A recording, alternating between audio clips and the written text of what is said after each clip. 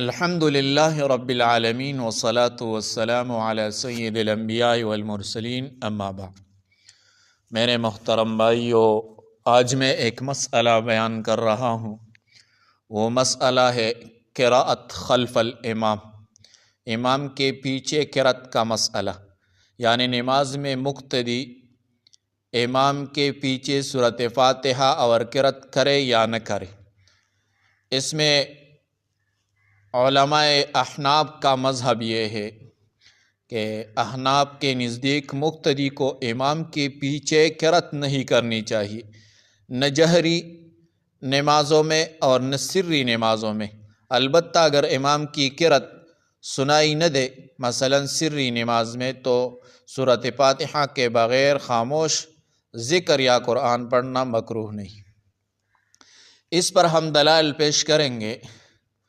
احناف کی طرف سے پہلا دلیل یہ ہے، قرآن پاک کی آیت ہے وَإِذَا قُرِئَ الْقُرْآنُ فَاسْتَمِعُوا لَهُ وَأَنصِتُوا لَعَلَّكُمْ تُرْحَمُونَ، اور جب قرآن پڑھا جائے تو اس کو غور سے سنو اور خاموش رہو تاکہ تم پر رحم کیا جائے۔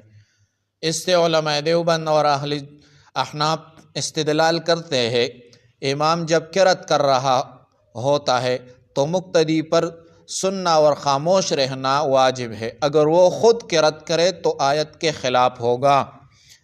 دوسرا دلیل یہ ہے، حدیث میں آتا ہے عن ابی ہریرہ رضی اللہ عنہ قال قال رسول اللہ صلی اللہ علیہ وسلم انما جعل الامام لیؤتم به فاذا قرأ فانصتوا، امام اس لیے بنایا گیا کہ اس کی پیروی کی جائے، جب وہ قراءت کرے تو تم خاموش رہو۔